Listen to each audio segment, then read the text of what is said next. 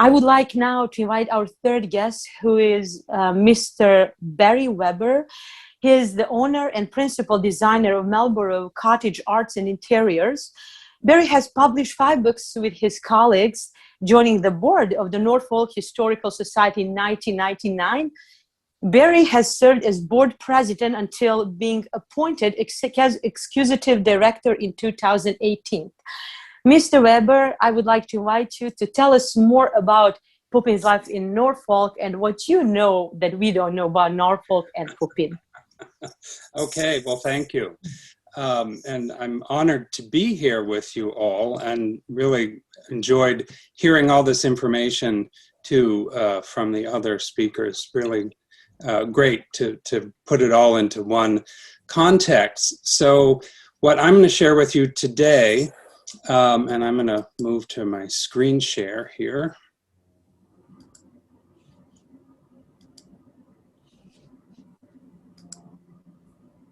Okay, so I am not a professor like Jasmina, but I too have slides. We use them in the museum world too. If you know, you've often referred to his book. I have an original copy of his book here, and I just wanted to show this wonderful, I don't know if you can really see it, but the image on the cover of Pupin's book of the shepherd or herdsman with his flock, I think is just such a poignant cover for this biography that he's written. So I'll tell you a little bit about the town of Norfolk, located in the northwest corner of Connecticut. We're about 200 kilometers from New York City, so that was his journey, traveling from New York to his summer home up here. I'll show you a map a little bit later. The town is quite small. We have a population of 1,600 people, and it's been that population really from the beginning. It's still that population today. So that was about the size of the town when Pupin came to visit here. I'm going to start with a slide. We have a collection of artifacts at the Historical Society. And the slide that I'm starting with is actually not part of our collection, but is a photograph that just came to us about 3 days ago. And this is a photograph of Professor Pupin with his new wife on their honeymoon. And so she was Sarah Catherine Jackson. She was the widow of Frederick Agate. And they're pictured here in Venice on their honeymoon, is what we've been told. And those are the 2 Agate children in the front of the gondola with a nurse. So it's the reason I decided to add this to the talk today, because the reason Pupin comes to Norfolk is to recover for his health, and from the tragic loss of the death of Sarah. Pupin had contracted pneumonia, which many of you may know if you've read the book. And in taking care of him, Sarah also contracted the dreadful disease and died before he was able to fully recover. And it was such a devastating loss for him that it was recommended that he take some time in the bucolic hills and clean air of Norfolk, Connecticut. I don't know why my slide is not moving forward. There we go. This is what Norfolk would have looked like when Pupin first arrived here. Very hilly town, bucolic, lots of livestock. The town was known for its abundance of rocks. So it was not an agricultural community, but we had lots of cows and cheese and so forth was manufactured here. It was Pupin's friend, Dr. Dennis, whom they probably were well acquainted through Columbia, I assume. He is credited with being one of the first summer residents to come to Norfolk, because he had grown up here as a young man. His father had a home here, and he developed an extensive estate. And it's Dr. Dennis who brought to Pupin, who was having a hard time with his recovery, 2 beautiful horses for him to train. And Pupin credits this gift and the training of these horses with his recovery and coming back and joining life again. So I think this is really what set Norfolk as a place that he was going to call home. Here's the map showing, you can see Grand Central down there in the lower left, and I've marked Norfolk in large letters, so it was a journey to get here by train, but easily doable. This was our new Norfolk train station, which he would have come into at that time. Here's a fantastic photograph. We had a woman named Marie Kendall who moved here with her husband. He was the town doctor, and she was taught herself photography, and she did a lot of photographs in the 1890s, 1900. And here she's captured Professor Pupin on his favorite horse, Clipper. And you'll notice the docked tail on this horse. It was not a custom that people were used to seeing here up in the country, but Pupin brought the dock-tail horse. It was a curiosity for a lot of the local people, but eventually they came around to the idea of these magnificent animals. So this is a photograph of the first house that Pupin bought. He had great success selling his coil, as we heard before. So he came back to Norfolk, purchased this home, and hired an architect to renovate it. This home sat on the top of a hill with a long serpentine driveway, which we'll see some images of later. And it was here he would look down at the property across the street, which he later purchased and ended up building his dream house, his farm. He engaged the architect Henry Hornbostel. Most likely he knew Hornbostel also through Columbia. He had done several buildings there, but one of Hornbostel's well-known commissions was the 59th Street Bridge, or the Queensboro Bridge in Manhattan. Hornbostel also designed Pupin's large, magnificent castle and the renovation to the current house that we saw earlier. He also built 3 other homes. Hornbostel also designed 3 other homes here in Norfolk, which are also still standing. As I said, Norfolk was known for its crop of rocks. And this and the photograph after are 2 pictures taken of Pupin's men working the fields. You can see the men, it's hard to pick them out amongst all the stones, but these are the stones they started culling. They would build walls with some of the stones, and others were saved for working into the facade of the property. And as you mentioned, yes, the Serbian teams of Serbian men did come over to help build his home. Here are some of the walls being developed. The land was also swampland, and people, when he bought the land, people said, well, you're never going to be able to build on that property. It's just all water, it's all wet. So he took that as a challenge and came up with a series of dredging out channels to move the water, creating drainage. You'll see in other finished photographs, there were ponds around. So he was able to manipulate the water to his advantage and create this beautiful estate. This is the Hornbostel blueprint of the front facade, or the west facade, of Pupin's new home. And this is a cutaway detail of the magnificent octagonal stairway. Up in the upper portion of the dome were originally painted the wonderful scenes in there, which unfortunately seem to have been covered over or have disappeared. There's very little left of the grand detail that this home once had.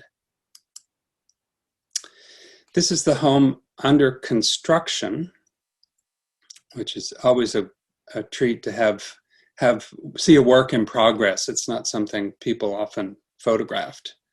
But you can see the tower in the center of the photograph, and that building was really his farm offices, but they were designed to look like a barn, but they really were part of the dwelling, although there were spaces underneath this part that housed animals as well. But so the offices were in there, and the view up to the tower and into it is quite fun. So I can imagine they had some interesting parties up there in that tower. He named the home Hemlock Hill Farm. Here's a completed postcard from about the 1920s. You can see there's a glass roof on your right. So there was a solarium on the end of the beautiful place to sit and read and contemplate. This is an overview taken from his first house. So you can see, as I mentioned, he looked down upon this land. So it must have been quite something for him to have been living up on that house and watching this great castle being built below him and seeing how it took shape. Another postcard image of the house. You see that, again, not only the solarium attached to the house, but there's a large greenhouse over here to the lower right. And those lines you see are poles between stone pillars that would have had been a grape arbor that surrounded all the terracing outside the house. It's a hand-colored image of the very similar view. You can see the water in the foreground that we mentioned, him having to divert to build this magnificent home. And again, this is another view from his other home, and you can just see the white road in the front of the photograph there. That's part of the serpentine drive that took you up to his other home. This is the lot of land directly across the street from the main entrance of the house, fitted with fountains and gardens. You can see how bucolic the landscape is here. And here's an aerial view, so it really gives you a good sense of the size of his property. Just beyond the main property, you can again see that serpentine road working its way through the center of the photograph there on the left-hand quadrant. And then we believe these are barns on either side for all the horses. So he didn't just come here and build a house. He really became part of the Norfolk community. Wasn't easy at first. If you've again read his book, I know I may be repeating things, but in his book he recounts the story of attending his first town meeting, where he suggests that the roads in Norfolk could use some improvement. And one of the local farmers stood up and basically said, "Our roads are just fine. Thank you very much. Don't try and tell us what we need to do." And then shortly after that, he helped rescue a beloved dog from a man who'd left town. And the same farmer eventually came around, extended him his hand and said, "I'm sorry for being so harsh. You're obviously a very good man." And from that point forward, Pupin really did take part in the Norfolk community. Here we have a letter in his hand from his Hemlock Hill farm, where he's approving to the school committee, or he's part of the school committee, and he's approving the blueprints designed by Eric Rossiter, who is another local architect, for the redesign of the new center school in Norfolk. Pupin had purchased the old school for the sum of $2,500 to help have the town decide to move forward, and then he gave another generous sum of money for the final building of the school as well. So the local papers of the day have little tidbits in them, different things. He gave a commencement address at the local school, and here in 1925, you see he's a rare treat. He's giving a lecture to the local people. And of course, Pupin is well revered in town because he is Norfolk's only Pulitzer Prize winning author, which of course he won the Pulitzer Prize for his book. So along with Pupin, his great friend Helen Hartley Jenkins, this is the house that she built in Norfolk. She hired a different local architect, Alfredo Taylor, to design this home for her in the style of a Serbian hunting lodge. It is nestled into a hillside, and in the day right after it was built, all the soffits and eaves of the building, which has a stucco exterior, were painted with bucolic farm scenes of milkmaids and cows and very idyllic setting. The story, one of the stories that comes down about Mrs. Jenkins, and I know as many of you know, she also was a great philanthropist in Serbia and helping the cause of the Serbian people. She purchased many Serbian antiques and brought them back to Norfolk.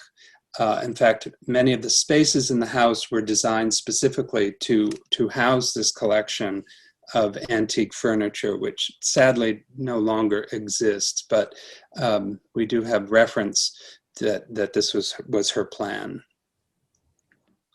So Mrs. Jenkins and Professor Pupin started acquiring land throughout the town of Norfolk.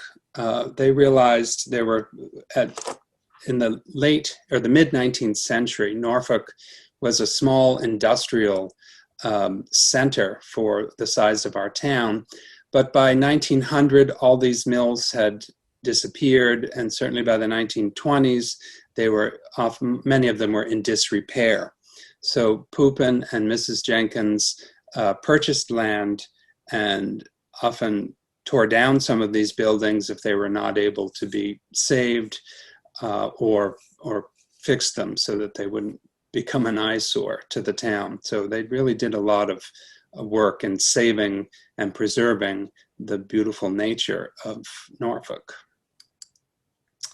Professor Pupin also donated in the 1920s his half of a large parcel of land that he and Mrs. Jenkins owned, so that the Norfolk Country Club, which was originally just a tennis club, could install their own nine-hole golf course, which was designed by a man named Tillinghurst.